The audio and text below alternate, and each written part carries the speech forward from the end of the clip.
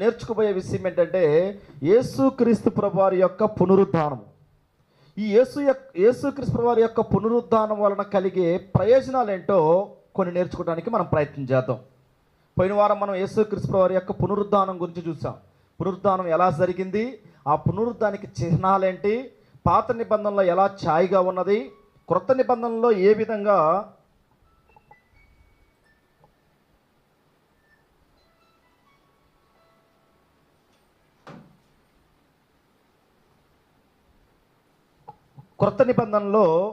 విధంగా ఉన్నది అనేది మనము చాలా విషయాలు మనం చూసాం.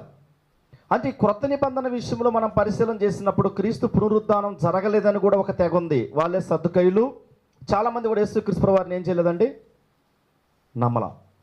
అలా నమ్మకుండా వాళ్ళు ఏమైపోయారంటే దేవునికి విరుద్ధంగా ఉన్నటువంటి జనాలు కూడా ఆడ ఉన్నారు. అది ఈనాడు అన్నీ నమ్మి కూడా అన్నీ జరిగి కూడా ఏమవుతూ ఉందంటే దేవునికి దూరం అవుతున్నటువంటి ప్రజలు చాలామంది మనకి కనపడుతూ ఉంటారండి.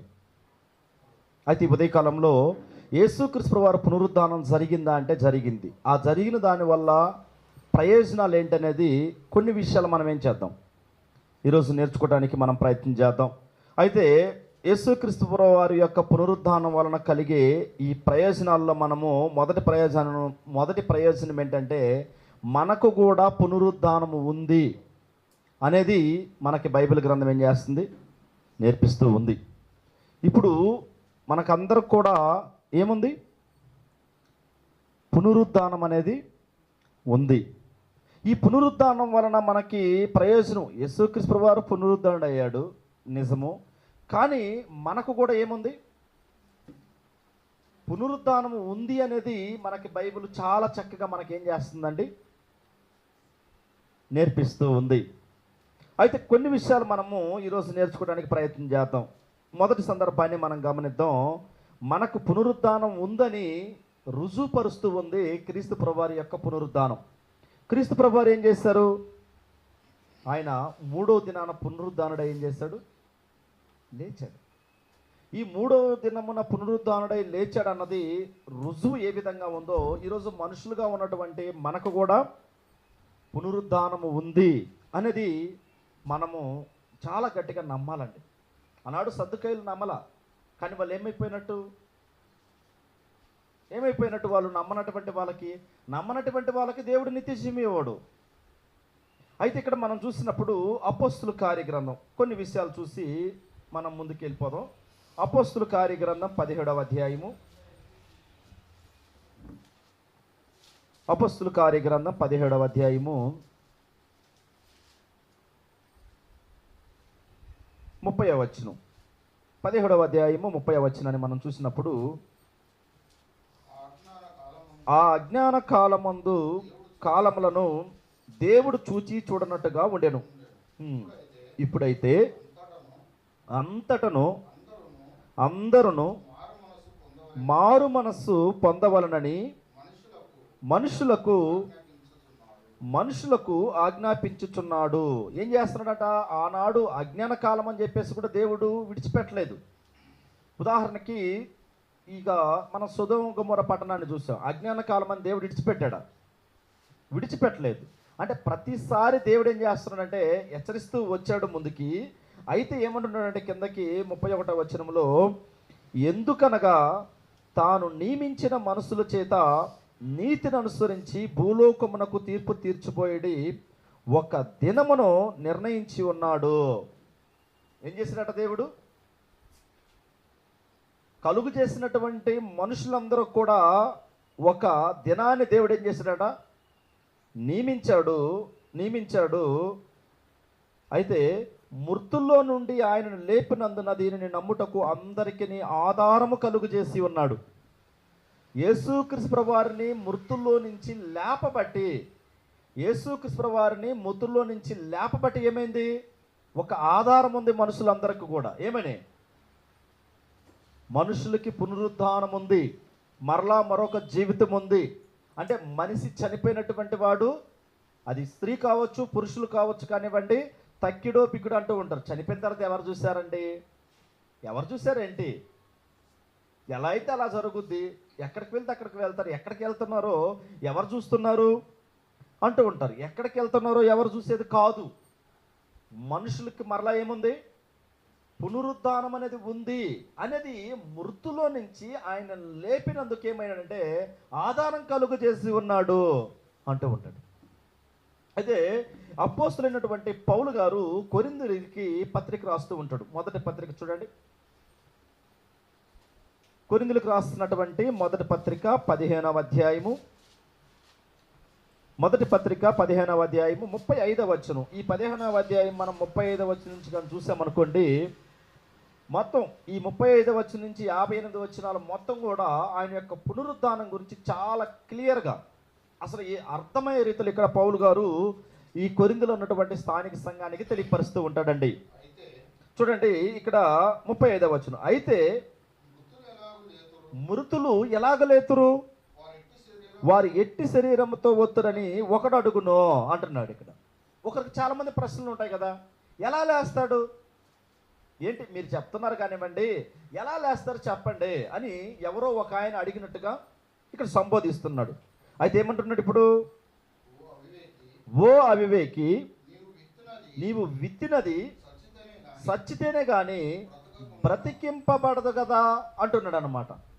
మీరు బాగా గమనించండి, ఈ పొలం ఉంటాయి కదండి, ఈ పొలాలు ఉన్న దగ్గర బాగా తెలుసు, ఆ విత్తిన తర్వాత విత్తుతుండగానే ఆ విత్తినటువంటి విత్తనాలు ఏమైపోతాయి, కుళ్ళిపోవాలి, అంటే మట్టిలో చనిపోతాయి. మనం అనుకుంటాం ఏంటండి నల్లగా అయిపోయాయి, మట్టిలో కలిసిపోయాయి, ఇందులో ఎక్కడుందలే ప్రాణం, ఎలా మొలుస్తున్నాయి అని మనం అనుకుంటూ ఉంటాం, ఆలోచిస్తూ ఉంటాం. కానీ తెలియనటువంటి వారు, తెలిసినటువంటి వాళ్ళకి ఏమవుతూ ఉంటుంది, విత్తిన తర్వాత 2వ రోజు 3వ రోజు మనం చూసినప్పుడు అందులో నుంచి ఏమొస్తుందండి, అందులో నుంచి ఏమొస్తుంటుంది, ఒక చిన్న మొలకల్లాగా వస్తూ ఉంటాయి చూసారా, గ్రీన్ కలర్, పచ్చ కలర్లో వస్తూ ఉంటాయి. మీరు ఏ విత్తనమైన విత్తండి, అవి వెండిపోయే ఉంటాయి. ఆ వెండిపోయినటువంటి విత్తనాలను మనము విత్తినప్పుడు ఆ విత్తిన 2-3 రోజులకి ఏమవుతూ ఉంటుందంటే కొంచెం మొలకలుగా వస్తూ ఉంటుంది అన్నమాట. వస్తూ ఉంటుందా, అందుకంటున్నాడు మీరు విత్తిన దాన్ని ఏమవ్వాలట, అది చచ్చితేనే కానీ బ్రతికింపబడదు కదా. అయితే అంటున్నాడు 37వ వచనం, మొదటి కొరింథీయులకు రాస్తున్న పత్రిక 15వ అధ్యాయం 37వ వచనం, నీవు విత్తిన దానిని చూడగా అది గోధుమ గింజైనను సరే, మరి ఏ గింజైనను సరే వట్టి గింజనే వెత్తుచున్నావు, కానీ పుట్టబో శరీరాన్ని మనము విత్తడం లేదు. విత్తే వాళ్ళందరం కూడా వట్టి గింజలనే వెతుతూ ఉన్నాం. మనం కూడా శరీరంలో తల్లి గర్భంలో నుంచి పుట్టినప్పుడు పరిశుద్ధులుగానే ఉంటున్నాం. దేవుడు మనల్ని పరిశుద్ధులుగానే పుట్టించుకున్నాడు. కానీ ఒక వయసు వచ్చిన తర్వాత, పెరిగిన తర్వాత ఈ పరిశుద్ధమైనటువంటి జీవితంలో ఏమి ఆడవుతుంది, పాపము. అర్థమవుతుందండి, పాపం ఏమవుతుంది, ఆటోమేటిక్గా మనిషిని ఆకర్షిస్తుంది. మనిషి చేయగలుగుతున్నాడు, ఆ పాపం కూడా చేస్తేనే వచ్చేది, చేయకుంటే రాదు. ఇప్పుడు కూడా చూడండి, విత్తేది వట్టి గింజనే వెతుతున్నాం మనము. ఆ విత్తిన తర్వాత ఆ పుట్టబో శరీరం ఎక్కడి నుంచి వచ్చింది, మరి ఎక్కడి నుంచి వచ్చిందండి? చాలా అద్భుతం కదా. మీరు ఒక కొబ్బరి మొక్క తీసుకున్నారనుకోండి, ఒక కొబ్బరికాయ తీసుకున్నారనుకోండి, ఆ కొబ్బరికాయ భూమిలో పెట్టేసామనుకోండి, భూమిలో పెట్టిన తర్వాత ఆ కొబ్బరికాయని చాలా విధాలుగా మనం ఉపయోగించవచ్చు, అంతేనా? దాన్ని పచ్చడి చేసుకుని తినొచ్చు, ఇంకా కూరలలో వేసుకోవచ్చు, చాలా విధాలుగా దాన్ని మనం వేసుకోవచ్చు. కానీ దాన్ని భూమిలో పాతి పెట్టామనుకోండి, కొబ్బరి మొలకని, ఒక కొబ్బరికాయని, ఏమొస్తుంది అందులో నుంచి? కొబ్బరి మొక్క వస్తుంది. మరి మనం కొబ్బరి చెట్టునేమన్నా విత్తాము, అందులో విత్తలేదు. ఏమి విత్తామండి? మనం విత్తింది చూసినప్పుడు వట్టి కాయని విత్తగలుగుతున్నాం. కాయని విత్తాం కానివ్వండి, అందులో నుంచి ఏమొచ్చింది? శరీరం వచ్చింది, అంటే మొలక వచ్చింది. ఈరోజు మనం కూడా అంతే. మనము పాతి పెట్టబడిన తర్వాత ఏమవుతూ ఉంటాం? మరలా మనం మహిమదేహంగా మనం లేపబడతాం. అంటే మృతులకు పునరుద్ధానము ఉంది అనేది బైబిల్ గ్రంథం ఏం చేస్తుందండి? ఏం చేస్తూ ఉంది?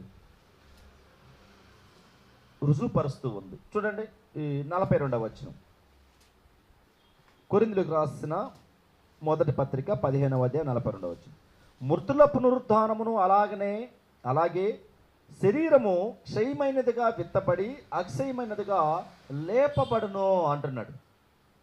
ఈ క్షయమైనటువంటి ఈ శరీరం, క్షయము అంటే నాశనం అయ్యేది, అంతేనా? అక్షయము అంటే నాశనం కానిది. ఈ నాశనమయ్యే శరీరాన్ని విత్తిన తర్వాత నాశనం కానటువంటి శరీరాన్ని మరలా దేవుడు ఇవ్వబోతున్నాడు. అర్థమవుతుందండి? మనం విత్తేది క్షయమైనదా అక్షయమైనదా? భూమిలో విత్తేది విత్తనం క్షయమైనది, అంటే అది నాశనం అయ్యేదే అనిపిస్తూ ఉంటుంది, నల్లగా ఉంటుంది కదా. విత్తిన తర్వాత అది ఏమైపోతుంటుంది? మనలో కలిసిపోద్ది. మనకు కూడా డౌట్ వస్తూ ఉంటుంది, ఏంటండి మొలకలు వస్తాయా రావా ఇవని. కానీ దాంట్లో ఏముంది? ప్రాణం ఉంది. ఈరోజు కూడా మనిషి చనిపోయాడు అంటూ ఉంటారు. మనిషిలో ఏముంది? చనిపోయినా కూడా ప్రాణం ఉంటుంది. శరీరం మాత్రమే ఏమవుతుంది? సపరేట్గా అయిపోతుంది. కానివ్వండి, లోపల ఉండే ఆత్మని ఎవరు కూడా ఏం చేయలేరండి, చంపలేరు. అందుకే ఇక్కడ అంటూ ఉంటాడు, మనం ఇక్కడ చూసినప్పుడు ఇంకొంచెం ముందుకు చూసినప్పుడు 54వ వచనం, మొదటి కొరింథీయులకు రాసిన పత్రిక 15వ అధ్యాయం 54వ వచనం. ఈ క్షయమైనది అక్షయతను ధరించుకున్నప్పుడు, ఈ వ్యర్థమైనది అమర్త్యతను ధరించుకున్నప్పుడు అని అంటున్నాడు. ఈ క్షయమైనటువంటి ఈ శరీరం ఏం ధరించకూడదట? ఈ మర్ధ్యమైనది అమర్త్యతను ధరించుకున్నప్పుడు అంటున్నాడు. 58వ వచనం, కాగా నా ప్రియ సహోదరులారా, మీ ప్రయాసము ప్రభువునందు వ్యర్థము కాదని వెరిగి స్థిరులను కదలని వారును ప్రభు కార్యాభివృద్ధి యందు ఎప్పటికీ ఆసక్తులై ఉండుడి. చాలా చాలా ప్రాముఖ్యమైనటువంటి విషయాన్ని తెలియపరుస్తున్నాడు. అంటే మనం ఏమైతే విత్తుతున్నామో దాన్ని కోసుకునే దానికి రెడీగా ఉండాలి, అంతేనా? మనం ఒకవేళ గోధుమ పంట విత్తామనుకోండి, ఏ పంట వస్తుంది మనకి? గోధుమ పంటే వస్తుంది. పాపం అనే పంట విత్తితే పాపం అనే పంటే కోసుకుంటామన్నమాట. అంటే మృతులకు పునరుద్ధానము ఉంది. ఆ మృతులకు పునరుద్ధానం వలన ప్రయోజనం ఏంటంటే, మనము కూడా పునరుద్ధానం అయినప్పుడు దేవునితో కూడా ఉండబోతాము. మరలా మనకి మరొక జీవితము ఉంది. ఇది ప్రయోజనమా కాదండి? ప్రయోజనమా కదా? ఈనాడు చూడండి, ఈ బాహ్య సంబంధమైనటువంటి జీవితంలో చాలా ప్రయాసపడుతూ ఉంటాడు మనిషి. పరరా, ఈ బాహ్య సంబంధమైనటువంటి శరీరంలో చాలా ప్రయాసపడుతూ ఉంటాడు మనిషి. కుటుంబంలో ఉన్నటువంటి వాళ్ళు కావచ్చు. ఎంత ప్రయాసపడతాం? ఉదయం లేచినప్పటి నుంచి సాయంత్రం పండుకునేంత వరకు ఆరాటం ఆరాటం ఆరాటం ఆరాటం. కానీ మనం వచ్చేటప్పుడు ఏమీ తీసుకురాలేదు, వెళ్ళేటప్పుడు ఏమీ తీసుకెళ్ళలేము. మరి దీంట్లో ప్రయోజనం ఏంటి? మరి వచ్చినప్పుడు ఏమి తీసుకురానప్పుడు, వెళ్ళేటప్పుడు ఏమి తీసుకుపోలేనప్పుడు ప్రయోజనం ఏంటంటే, మరొక జీవితం కోసం మనం ఏం చేస్తున్నామంటే ఇక్కడ స్థిరపడిపోతున్నాం. ఈరోజు కూడా మనం చూడండి, ఉదాహరణకి మనము ఏమంటూ ఉంటాడంటే, ఇక్కడ మనం ఏదైతే విత్తుతామో దానికి ఏం చేస్తూ ఉంటాం? ఎక్కువగా కోసుకుంటాం కదా. మనం దేవునికి ఇచ్చే విషయంలో కూడా చూడండి, ఇందులో మనం అనుకుంటాం మేము కొద్దిగా ఇచ్చామండి, ఇంతే ఇచ్చామండి, అంతే ఇచ్చామని మనం అనుకుంటాం. కానివ్వండి, ఆ ఇచ్చిన దానికి దేవుడు ఏం చేస్తాడంటే మనకి రెట్టింపు ఇస్తాడు. అది మనం ఇచ్చేది ₹1 కూడా కానివ్వండి, ప్రతి దానికి దేవుడు ఏం చేస్తాడు? లెక్కలు కడతారు. మీరు ప్రారంభంలో చూసారనుకోండి, అపోస్తుల కార్యగ్రంథంలో వాళ్ళకి ఏం అర్థమైందంటే, క్రీస్తు పునరుద్ధానం అనేది జరిగింది. ఆ పునరుద్ధానాన్ని నమ్మి బాప్తిసం పొందినటువంటి వాళ్ళందరూ కూడా చేసిన పని ఏంటంటే, వాళ్ళు చరాస్థిర ఆస్తులంతా కూడా అన్ని అపోస్తుల పాదాల దగ్గర పెట్టారు. ఎందుకంటే మరొక జీవితం ఉంది చనిపోయిన తర్వాత. ఆ చనిపోయిన తర్వాత మరొక జీవితానికి ఈ జీవితంలో మనం ఏం చేయాలి? పునాది వేసుకోవాలి అని చెప్పేసి వాళ్ళు చాలా గట్టిగా దేవునికి ఇచ్చే విషయంలో కూడా విపరీతంగా ఇచ్చారు. అందుకే చాలామంది నశించపోతున్నటువంటి వారి పట్ల భారం అనేది ఎవరి మీద ఉందంటే, రక్షింపబడినటువంటి మన మీద ఉంది. నశించిపోయే వారి పట్ల భారం ఎవరి మీద ఉందండి? ఉంది. మరి ఇదంతా కూడా ప్రయోజనం కాదా అంటే, అవును, ఇది ప్రయోజనమే. అది ఇందులో మనం ఇంకొక విషయాన్ని చూసినప్పుడు ప్రసంగి గ్రంథం చూడండి. ప్రసంగి గ్రంథం 12వ అధ్యాయము 7వ వచనం ఇంకా చాలా చక్కగా చెప్తూ ఉంటుంది అనమాట. 12వ అధ్యాయం 7వ వచనం, మన్నైనది వెనకటి వలె మరలా భూమికి చేరును, ఆత్మ దాన్ని జయించేసిన దేవుని యొద్దకు మరలా పోవును. అంటే మనిషి రెండు భాగాలు, ఒకటేంటంటే శరీరం, రెండు ఆత్మ. ఇప్పుడు ఈ శరీరము ఆత్మ ఇప్పుడు భూమిలో పెట్టబోయే భూమిలో దేన్ని పెడుతున్నారు? ఇప్పుడు ఆత్మ అనేది దేవుని దగ్గరికి వెళ్తుంది, కానీ శరీరాన్ని తీసుకెళ్ళి ఎక్కడ పెడుతున్నారు? భూమిలో సమాధి చేస్తున్నారు. ఈ సమాధి చేసినటువంటి ఈ శరీరంలో ఆత్మ వచ్చి మరలా ఏం చేస్తుంది? మరలా తీర్పు దినాన్ని వచ్చేసి మహిమ దేహంగా మారబోతున్నాయి.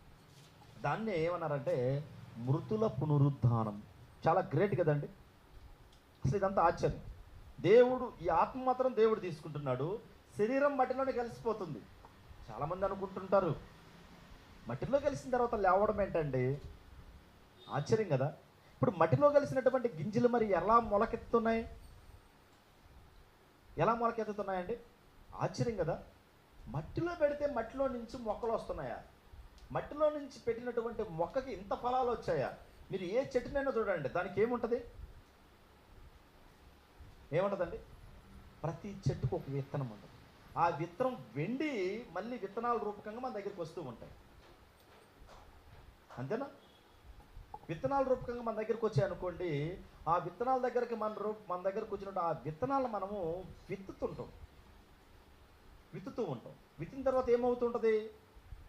వాటి నుంచి మొలకలు వస్తాయి. అంటే మరలా వాటికి ఏముందంటే బ్రతుకుంది. ఆ వెండినటువంటి గింజల్ని ఎవరైనా చూశారనుకోండి, వీటిలో ప్రాణం ఉందా అంటారు. అందరూ చేతిలో గింజలు తీసుకున్నాం అనుకోండి, ఇలా తీసుకున్నాం అనుకోండి, చూడండి మీరు, వీటిలో ప్రాణం ఉందా? ప్రాణం ఉందో లేదో మీరు పెట్టి చూడండి. ఒక 3 దినాలు ఆగండి. మీరు క్రిస్మస్ టైంలో మీరు చూస్తూ ఉంటారు అక్కడక్కడ ఈ ఇంటి ముందరలా ఏం చేస్తుంటారంటే గోధుమలు అలాగే చల్లుతూ ఉంటారండి. వాళ్ళకి తెలుసు ఎన్ని రోజులకి వేస్తే ఆ క్రిస్మస్ వచ్చేసరికి ఇవి పెరుగుతాయని. నిజంగా నేను చాలా దగ్గర చూసినప్పుడు ఆశ్చర్యపోతాను. ఇక ఈ పుల్పిట్ ఉంది కదా, ఇక్కడి నుంచి దూరం వేస్తారండి. పుల్లు పచ్చగా పెరుగుతూ ఉంటుంది పైరు. ఒక్కొక్కరు అది జ్యూస్ చేసుకుని కూడా తాగుతూ ఉంటారు. ఆ పైరు పెంచుకొని, అది గోధుమ గింజలు పెంచుకొని ఏం చేస్తారంటే వాటిని జ్యూస్ చేసుకుని తాగుతారు అన్నమాట. ఆరోగ్యానికి కూడా చాలా మంచిదని చెప్తూ ఉంటారు నిపుణులు. అంటే వాళ్ళు విత్తేటప్పుడు ఆ గోధుమ గింజలు చూసినప్పుడు ఎలా ఉంటాయండి? చాలా వెండిపోయి ఉంటాయి కదా. అసలు వీటిల్లో ప్రాణం ఉందా అనిపిస్తూ ఉంటుంది. దాదాపు ఒక వారం పైచిలకు మనం చూసామనుకోండి, ఎలా ఉంటుంది? అందులో వారం పైచిలకు మనం చూసినప్పుడు చాలా చక్కగా పచ్చగా పెరుగుతూ ఉంటాయి. వాటిని అలాగే వదిలేస్తే మరలా అందులో నుంచి ఏమొస్తాయి? గింజలు వస్తాయి. అంటే మృతుల పునరుద్ధానం వలన కలుగు ప్రయోజనాలు ఏంటంటే, మనము చనిపోయి తిరగా లేచిన తర్వాత మనకేముందంటే మరొక జీవితము ఉంది అనేది ఈ మృతుల పునరుద్ధానాన్ని మనకి ఏం చేస్తుందండి? జ్ఞాపకం చేస్తూ ఉంది. అయితే రెండో సందర్భాన్ని మనం పరిశీలన చేసినప్పుడు క్రీస్తు యొక్క శక్తిని మనకి చూపిస్తూ ఉంది. ఏం చూపిస్తుంది? ఇప్పుడు క్రీస్తుని ఏం చేశారు? చాలామంది ఆనాటి ఉన్నటువంటి కాలంలో ఉన్నటువంటి ప్రజలందరూ కూడా క్రీస్తుని ఏం చేశారండి? చంపేస్తారు. చంపేస్తే ఏమనుకున్నారండి? చనిపోయిన తర్వాత ఇంక అయిపోయిందిలే అనుకున్నారు కదా. ఆయన చనిపోయిన తర్వాత మరి ఏం చేశాడు? ఆయన శక్తి తెలియపరిచారంటే మరలా బ్రతికి ఏం చేశాడు? ఆయన మరలా అదే ప్రాంతంలో తిరిగినప్పుడు చాలామంది ఏమనుకున్నారు? ఆయన్ని అమ్మో దయ్యం అనుకున్నారు. అనుకోలేదా? చాలామంది అదే అనుకున్నది. అయ్యో దయ్యం వచ్చింది, ఇదిగో దయ్యం అండి, దయ్యం తిరుగుతూ ఉంది, దయ్యం అనుకుని చాలామంది భయపడినటువంటి వాళ్ళు ఉన్నారు. అయితే క్రీస్తు ఆయనలో ఏముందంటే శక్తి ఉంది కాబట్టి ఆయన ఏమైపోయాడు? లేపబడ్డాడు. ఈరోజు కూడా మనలో శక్తి ఉంటుంది. మనం ఏం చేస్తామంటే లేపబడతాం. కానీ అది మంచిగా కావచ్చు, చెడుకు కావచ్చు. పునరుద్ధానం అయితే మనకేం జరుగుద్ది? ఖచ్చితంగా జరుగుద్ది. చూడండి ఒకసారి మనం చూసినప్పుడు రోమపత్రిక 1వ అధ్యాయము. రోమపత్రిక 1వ అధ్యాయము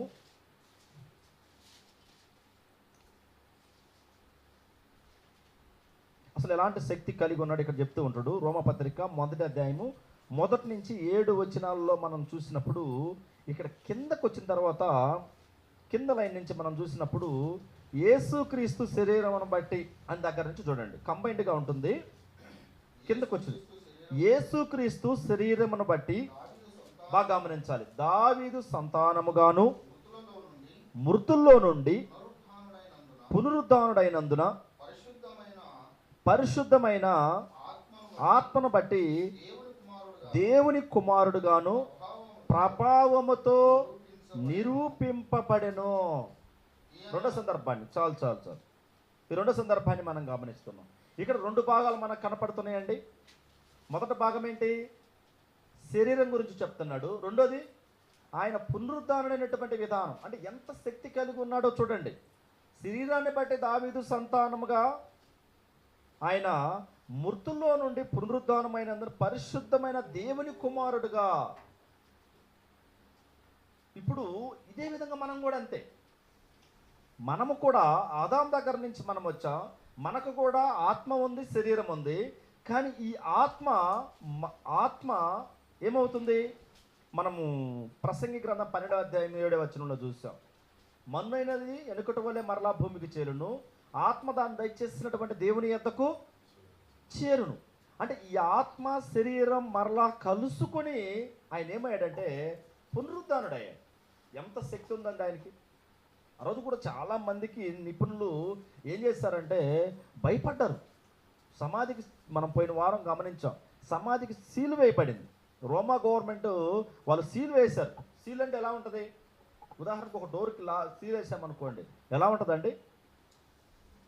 అది ఎవరు కూడా ఏం చేయకూడదు, ముట్టకూడదు. అయితే వాళ్ళు ఏం చేస్తారంటే అక్కడ కావాలన్నటువంటి వారికి కూడా డబ్బులు ఇచ్చి, కొంత ద్రవ్యం ఇచ్చి, అయ్యా ఎవరు ఎత్తకపోయారని చెప్పమని చెప్పారు వాళ్ళు. ఆయన లేచి వెళ్ళిపోతే ఎంత అబద్ధం అండి.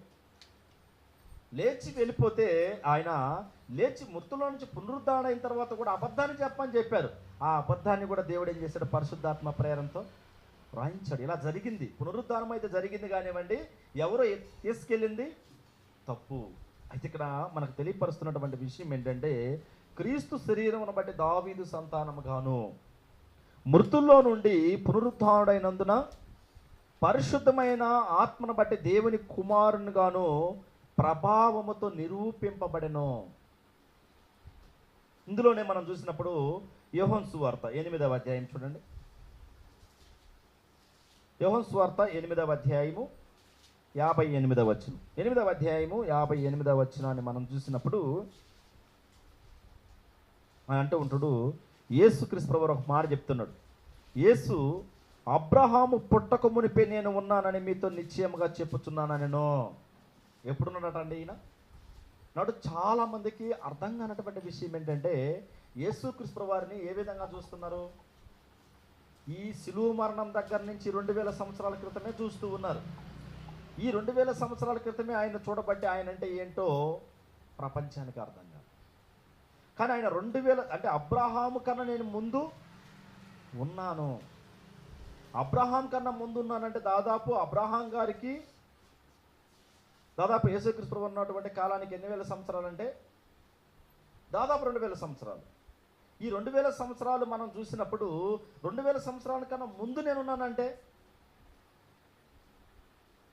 ఎంత గొప్పవాడండి, ఎంత గొప్పవాడు, చాలా గొప్పవాడు. అంటే ఆయనకి ఏం లేదు, మరణం అనేది లేదు.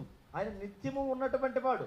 ఈ నిత్యము ఉన్నటువంటి ఆయన్ని నాడు క్రైస్తవం కూడా ఎలా చూస్తుందంటే చాలా చిన్నగా ఆ ఉయ్యాల్లో పెట్టడం, కింద మామూలుగా ఈ పశువుల పాకని వాటిల్లో పెట్టడం, అలా పెట్టబట్టి ఈనాడు సమాజానికి ఆయన యొక్క స్టేటస్ అంటారు కదా, అర్థం కాలేదు జనాలకి. ఈరోజు కూడా చూడండి, మనం బాగా డ్రెస్ చేసుకుని బయటికి వెళ్తే ఎలా మర్యాదిస్తారు, అసలు పిచ్చివాళ్ళలాగా వెళ్తే ఎలా మర్యాదిస్తారు, ఏం బట్టలు లేకుండా సరిగా.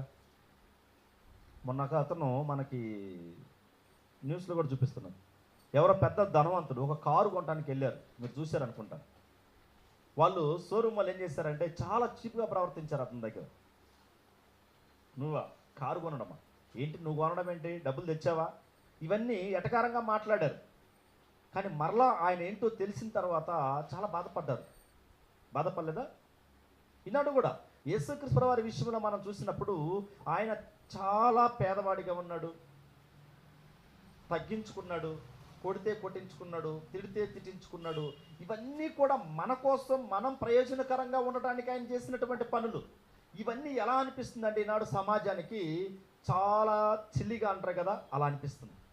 అలా అనిపించబట్టే యేసుక్రీస్తు వారి యొక్క పునరుద్ధానం గురించి కానివ్వండి, ఆ పునరుద్ధానం వలన ప్రయోజనాలు కానివ్వండి, ఈనాడు చాలామందికి ఏం లేదు, వాళ్ళ గురించి ఆయన గురించి తెలుసుకోలేకపోతున్నారు అన్నమాట. అందుకని అంటూ ఉన్నాడు, నేను అబ్రహాము పుట్టక ముందు నేను ఉన్నాను. ఎంత గొప్పవాడైతే ఉండగలడండి. ఈనాడు ఒక మనిషికి ఒక లిమిట్ ఉందా? తల్లి గర్భంలో నుంచి బయటకు వచ్చిన తర్వాత 70-80 సంవత్సరాలు. ఈ 70-80 సంవత్సరాల తర్వాత మనిషి ముగింపు అనేది ఉంటుందా లేదా? అంతకుముందు మనిషి ఉన్నాడంటే లేడు. కానీ యేసుక్రీస్తు వారు ఏమంటున్నాడు, నేను అబ్రహాము పుట్టక ముందే నేనేం చేశాను, ఉన్నాను అంటున్నాడు.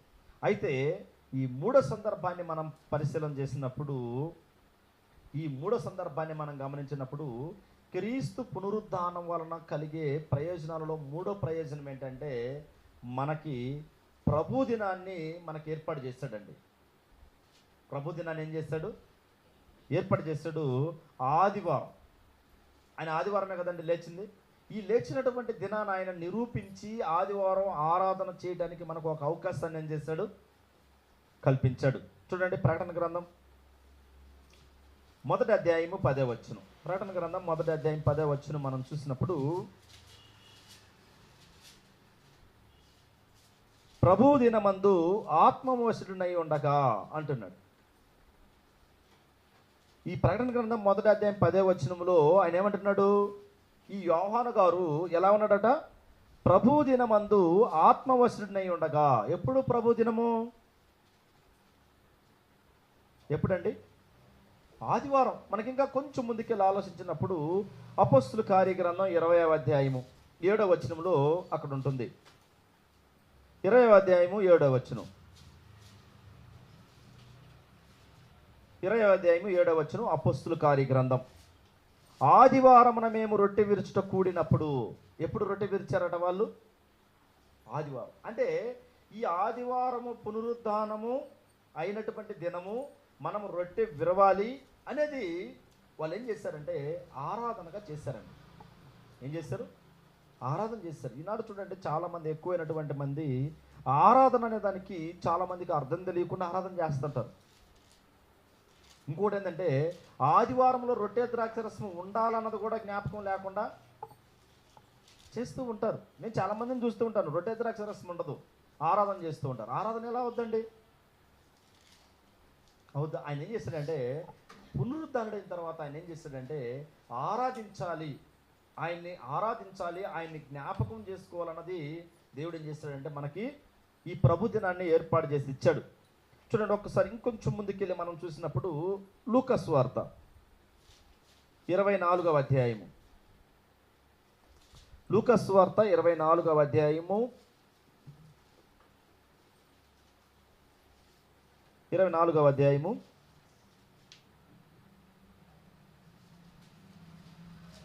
1వ వచనాన్ని మనం చూసినప్పుడు, ఆదివారమున తెల్లవారుచుండగా ఆ స్త్రీలు తాము సిద్ధపరిచిన సుగంధ త్రయమును తీసుకొని సమాధి యొద్దకు వచ్చినప్పుడు, సమాధి ముందర ఉండిన రాయి దొర్లింపబడి ఉండుట చూచి లోపలికి వెళ్ళిరి కానీ ప్రభువైన యేసు దేహము వారికి కనపడలేదు. వీళ్ళు ఏం చేశారంటే, యేసు ఉదయాన్నే ఆదివారం వెళ్ళారు. ఎక్కడికి వెళ్ళారు? సమాధి దగ్గరికి వెళ్ళారు. ఈ సమాధి దగ్గరికి వెళ్తే ఉన్నాడు ఆయన సమాధిలో అంటే లేడు. వాళ్ళని అడిగితే ఇక్కడ ఉంటూ ఉంది. వాళ్ళు ఏం చేశారంటే, అయ్యా ఎవరో ఏం చేశారు, క్రీస్తు ప్రభు వారిని ఎత్తుకుని వెళ్ళిపోయారు అని చెప్పి ఒక అబద్ధాన్ని సృజించారు. ఈనాడు కూడా చాలామంది ఒక తెగ ఉంటుంది, యేసుక్రీస్తు వారిని లెగలేదు, యేసుక్రీస్తు వారిని ఎవరో తీసుకొని పోయారు అంటూ ఉంటారు. అయితే ఇక్కడ మనం చూసినప్పుడు ఏమంటూ ఉంటుందంటే 36వ వచనంలో, ఇందులోనే వారు ఇలాగూ మాట్లాడుచుండగా ఆయన వారి మధ్యను నిలిచి మీకు సమాధానము గాకని వారితో అనెను. ఏమంటున్నాడండి? వాళ్ళు చాలా గాబరైపోయారు. అయ్యో ఎక్కడికి వెళ్ళిపోయారు, ఏంటి అసలు, ఏంటంటే ఇది రాయి దొర్లించబడడం ఏంటి, ఈ రోమా గవర్నమెంట్ అనేది చాలా స్ట్రిక్ట్గా ఉంటుంది, ఇలాంటి వారి దగ్గర నుంచి ఆ రాయితోటి నుంచి తీసుకుపోవడమా అసాధ్యంగా దాన్ని వాళ్ళ ఆలోచనలో పడినప్పుడు ఆయన ఏం చేశాడు, వాళ్ళ మధ్య నిలబడ్డాడు. వాళ్ళ మధ్య నిలబడి ఆయన ఏమంటున్నాడండి, 37వ వచనం 24వ అధ్యాయం లూకా సువార్త 37వ వచనం. అయితే వారు దిగులు పడి భయక్రాంతులై భూతము తమకు కనబడనని తల వంచిరి. అప్పుడు ఆయన, మీరెందుకు కలవరపడుచున్నారు, మీ హృదయములలో సందేహములు పుట్టనేలా, నేనే ఆయనను అనుటకు నా చేతులను నా పాదములను చూడుడి, నన్ను పట్టి చూడుడి, నాకున్నట్టుగా మీరు చూచుచున్న ఎముకలను మాంసమును భూతముకు ఉండవని చెప్పి తన చేతులను పాదములను వారికి చూపాను. అయితే వారు సంతోషము చేత ఇంకనూ నమ్మక మరి ఆశ్చర్యపరచుండగా ఆయన, ఇక్కడ మీ యొద్ద ఏమైనా ఆహారం కలదా అని అడిగాను. వారు కాల్చిన చేప ముక్క ఆయనకిచ్చిరి. ఆయన దానిని తీసుకొని వారి ఎదుట ఏం చేశాడటండి, భుజించను అంటున్నాడు. అయితే వీళ్ళు చాలా గాబరైపోయారు. అయ్యో ఏంటి, ప్రభువుని ఎత్తుకెళ్ళిపోయాడు, అసలు లేరా అది అన్నప్పుడు ఆయన ప్రత్యక్షమై ఆయన నిరూపించుకున్నాడు. ఏమని నిరూపించుకున్నాడు, ఏమని నిరూపించుకున్నాడండి, నేను లేచాను, మృతుల నుంచి నేను లేచాను, చూడండి నా చేతులు చూడండి, నా పాదాలు చూడండి, నేను మీలాగున్నాను, మీరేమన్నా నింపడనే తింటానని చెప్పేసి ఆయన ఒక చేప ముక్కిస్తే అక్కడ తిన్నట్టుగా చూస్తున్నాం. అయితే 44వ వచనంలో చాలా చక్కగా వాళ్ళకి చెప్తూ ఉన్నాడండి. ఏమని చెప్తున్నాడు, అంతటా ఆయన, బాగా గమనించాలి, మోసే ధర్మశాస్త్రంలోను ప్రవర్త గ్రంథములలోను కీర్తనలోను నన్ను గురించి వ్రాయబడినవన్నీ నెరవేరవలనని నేను మీ వద్ద ఉండినప్పుడు మీతో చెప్పిన మాటలు నెరవేరినవని వారితో చెప్పాను. ఎక్కడెక్కడ రాయబడ్డాయండి, ధర్మశాస్త్రములో, ప్రవర్తన గ్రంథాలలో, కీర్తన గ్రంథాలలో ఆయన ఈ భూమి మీద రాకముందే ఆయన గురించి ఈ విధంగా జరగబోతుందని చెప్పేసి ఏం చేశాడు, దేవుడు పరిశుద్ధాత్మ ప్రేరణతో రాయించాడు. అయితే ఈ విషయాలన్నీ వీళ్ళు ఏం చేయలేదు, నమ్మలేదు. ఈనాడు కూడా చాలామంది యేసుక్రీస్తు వారిని నమ్మకపోబట్టే వాళ్ళు ఏం చేయడం లేకపోతున్నారు, దేవుని దగ్గరకు రాలేకపోతున్నారు. మాకు మేలు చేస్తాడు దేవుడు. అది ఈరోజు చెప్పేవాళ్ళు ఎలా ఉంటుందంటే, మేము కష్టపడుతున్నాం, మేము తింటున్నామండి, ఇందులో ఎవరు పాత్ర లేదంటారు. మా రెక్కల కష్టం, మేము ఉదయం లేసి సాయంత్రం దాకా కష్టపడుతున్నాం, మేము తినగలుగుతున్నాం, మా పిల్లల్ని బిడ్డల్ని పెంచుకోగలుగుతున్నాం, చదివించగలుగుతున్నామని చెప్పుకునేటువంటి వాళ్ళు చాలామంది ఉన్నారు, లేరంటారా? కానీ ఆయన ఏమంటున్నాడంటే, ధర్మశాస్త్రంలోను ప్రవర్తన గ్రంథంలోను ఇంకా కీర్తనలోను ఆయన గురించి మొత్తం కూడా వ్రాయబడినట్టు ప్రకారము భూమి మీదకి వచ్చాడు. భూమి మీదకి వచ్చినటువంటి ప్రకారం ఆ 33.5 సంవత్సరం జీవితాన్ని ముగించాడు. ముగించిన తర్వాత మరలా పునరుద్ధానుడై వాళ్ళ దగ్గర ఏం చేస్తున్నాడు, మాట్లాడుతూ ఉన్నాడు. అందుకే ఈనాడు ప్రభు దినాన్ని మనకేం చేస్తూ ఉంది, చూపిస్తూ ఉందండి. అయితే నాలుగో విషయాన్ని మనము గమనించినప్పుడు ఏం తెలియపరుస్తుందంటే, బాప్తిసానికి ఒక అర్థాన్ని చూపిస్తూ ఉంది క్రీస్తు యొక్క పునరుద్ధానం. ఈనాడు మనము బాప్తిసం పొందామంటే ఏమి నమ్మి బాప్తిసం పొందుతున్నాం, ఏమి నమ్మి బాప్తిసం పొందుతున్నామండి? యేసు క్రీస్తు ప్రభు వారు నా కోసం ఏమైపోయాడు, శ్రమ పడ్డాడు, ఇంకా సమాధి చేయబడ్డాడు, మూడోదేంటి, తిరిగి లేచాడు. ఈ తిరిగి లేచాడనే మాటను మనం నమ్మలేదు అనుకోండి, ఆ బాప్తిసం ఏమవుతుందంటే అది దేవుని దగ్గరకు చేర్చదు. ఇక మనం కూడా తిరిగి లేయడం లేదు కదా. ఒక మనిషి చూడండి, బ్రతికున్నప్పుడే మనం ఏం చేస్తున్నాం, సమాధి చేయబడుతున్నాం. దేని సమాధి చేయబడుతున్నాం, మన పాత జీవితాన్ని సమాధి చేయబడుతూ ఉన్నాం అన్నమాట. చూద్దాం మన సహోదరులు చదివినటువంటి లేఖన భాగం, రోమపత్రిక 6వ అధ్యాయము.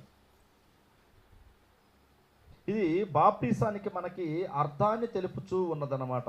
ఈ 4వ సందర్భం చూడండి, రోమపత్రిక 6వ అధ్యాయము 3వ వచనం. క్రీస్తులోనికి బాప్తిస్మం పొందిన మనమందరము ఆయన మరణములోనికి బాప్తిస్మం పొందితమని మీరు ఎరుగరా అని అపోస్తున్నటువంటి పౌలు గారు రోమా స్థానిక సంఘానికి తెలియపరుస్తూ ఉన్నాడు. మనము ఎవరు లేకి బాప్తిస్మం పొందుతున్నాం, క్రీస్తు లోనికి మనము బాప్తిస్మము పొందుతామని మనమందరము ఆయన మరణములోనికి బాప్తిస్మం పొందుతామని మీరు ఎరుగురా. కాబట్టి 4వ వచనం, తండ్రి మహిమ వలన క్రీస్తు మృతుల్లో నుండి ఎలాగూ లేపబడినో, దేవుని యొక్క మహిమ వలన ఏమంట, క్రీస్తు మృతుల్లో నుండి ఎలాగూ లేపబడినో అలాగే మనమును నూతన జీవము పొందిన వారమై నడుచుకున్నట్లు మనము బాప్తిసం వలన మరణములో పాలు పొందుటకై ఆయనతో కూడా పాతి పెట్టబడితిమి అంటున్నాడు. ఇప్పుడు ఈ బాప్తిసం వలన మనకి ఎంత అర్థాన్ని, ఏమి అర్థం తెలుపుతుంది? యేసుక్రీస్తు వారు మృతుల్లో నుంచి లేచాడు, మొదటిది. దాన్ని మనం ఏం చేస్తున్నాం? నమ్మి మనం కూడా బాప్తిసం పొందుతున్నాం. ఆ బాప్తిసం మనల్ని కూడా రేపు ఏం చేస్తుంది? మృతుల్లో నుంచి లేపగలుగుతుంది. అయితే 6వ వచనం ఏమన్నా, ఏలయనగా మనమికను పాపమునకు దాసులము కాకుండుటకు పాప శరీరము నిరార్థకమగునట్లు మన ప్రాచీన స్వభావము ఆయనతో కూడా సిలువేయబడినని ఎరుగుదుము. మన ప్రాచీన స్వభావము ఏమైపోవాలండి? క్రీస్తుతో కూడా మనం ఏమైపోయామట? సిలువేయబడింది. ఈ సిలువేయబడినటువంటి ఈ ప్రాచీన స్వభావాన్ని మరలా మనం ఏం చేయకూడదు? మన జీవితంలోకి మనం ఏం చేయకూడదు? తెచ్చుకోకూడదు. అందుకే ఈ విషయాన్ని తెలిసినటువంటి ఒక నపంసకుడండి, క్రీస్తు పునరుద్ధానాన్ని నమ్మినటువంటి ఒక నపంసకుడు మనము అప్పుడప్పుడు చూస్తూ ఉంటాం. ఎవరు ఆ నపంసకుడు?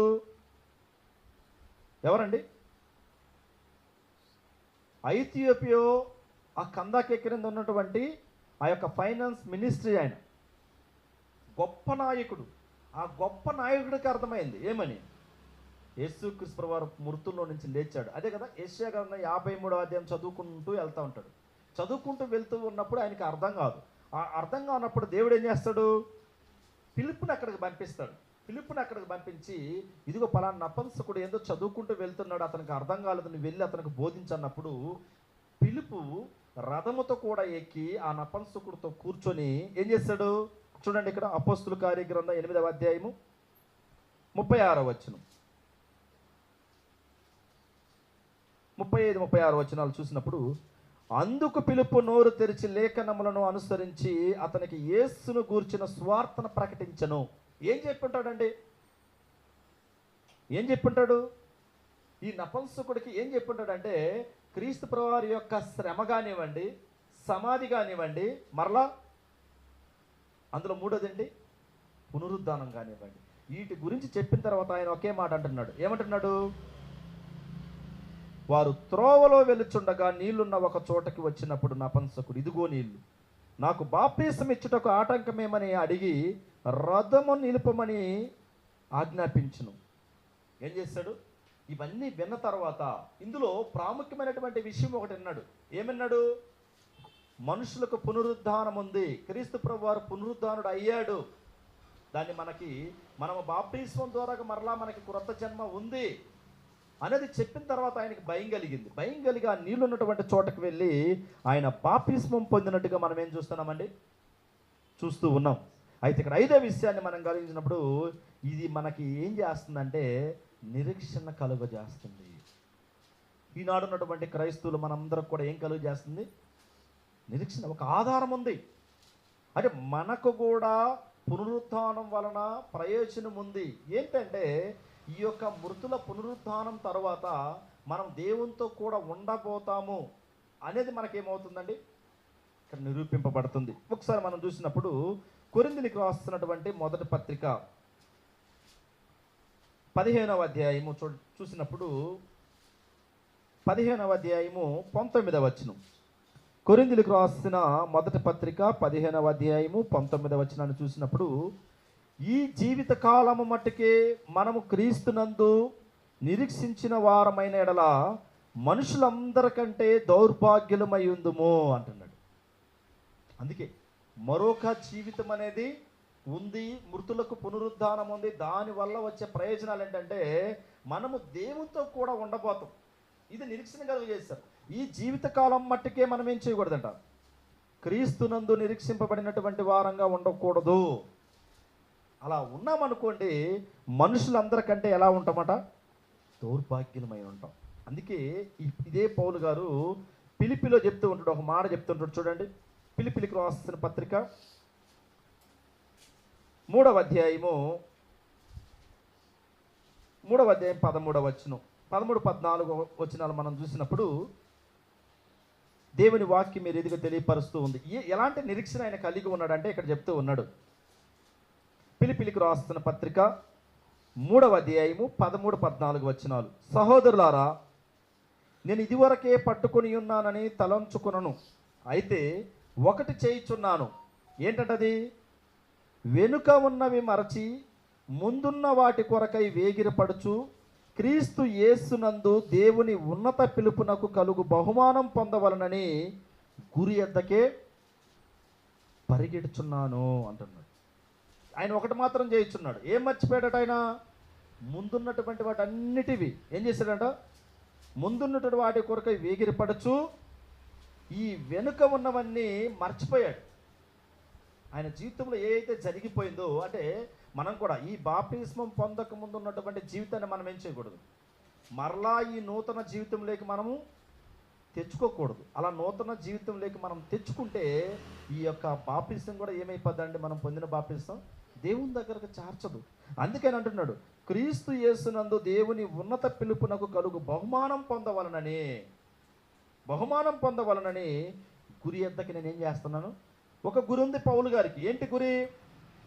అవును, నేను మరలా ఈ జీవితం తర్వాత మరొక జీవితం ఉంది, ఆ జీవితంలో నేను దేవునితో కూడా ఉండబోతున్నాను అనేది ఆయన నిరీక్షణ కలిగి ఉన్నాడు. అయితే ఈ ఉదయకాల సమయంలో దేవుని వాక్యం మనల్ని ఏం చేస్తుంది? హెచ్చరిస్తూ ఉంది. మనం ఈరోజు క్రీస్తు పునరుద్ధానం వలన కలుగు ప్రయోజనాలలో మొదటిది ఏం చేసుకున్నాం? ఏం నేర్చుకున్నాం? మనకు కూడా పునరుద్ధానం కలుగుతుంది అనేది మొదటిది మనం ఆలోచించాం. అంటే రెండో సందర్భాన్ని ఏం చూసామంటే, క్రీస్తు ఎవరో, ఆయన శక్తి ఏంటో మనం రెండోది చూసాం. మూడోది మనం చూసినప్పుడు ప్రభు దినాన్ని దేవుడు మనకేం చేశాడు? ఏర్పాటు చేశాడు. నాలుగోది మనం చూసినప్పుడు బాప్తిస్మం యొక్క అర్థాన్ని తెలుపుతూ ఉంది. పునరుత్థానం, బాప్తిస్మం అసలు ఎందుకు, బాప్తిస్మం ఎందుకు పొందాలి, ఆ బాప్తిస్మం మనల్ని ఎక్కడికి చేరుస్తుంది అనేది 4 సందర్భాన్ని మనం ఏం చేసాం? పరిశీలన చేసాం. ఐదోది ఏంటంటే, ఇవన్నీ కూడా మనకి నిరీక్షణ కలుగజేస్తుంది. నిరీక్షణ అంటే ఏంటంటే ఆధారం. మనము అవును, ఇవన్నిటి వలన మనం ఏం చేయాలి? వెనకున్నటువంటి వాటన్నిటిని కూడా మరచి ఈ ముందున్నటువంటి వాటి కోసం మనం ఏం చేయగలగాలి? ఆరాటం కలిగి ఉండాలి అనేది ఈ యొక్క వాక్య భాగం మనకు నేర్పిస్తూ ఉందండి. అంటే క్రీస్తు పునరుద్ధానం వలన మనకు కలుగు ప్రయోజనాలు ఏంటనేది ఒక 5 సందర్భాలు మనం చూసాం. మీరు దేవుని చిత్తమైతే ఇంటికి వెళ్ళి ఇంకా చాలా ప్రయోజనాలు ఉన్నాయి, అవన్నీ కూడా ఏం చేద్దాం? దేవుని చిత్తమైతే మనం ముందుకు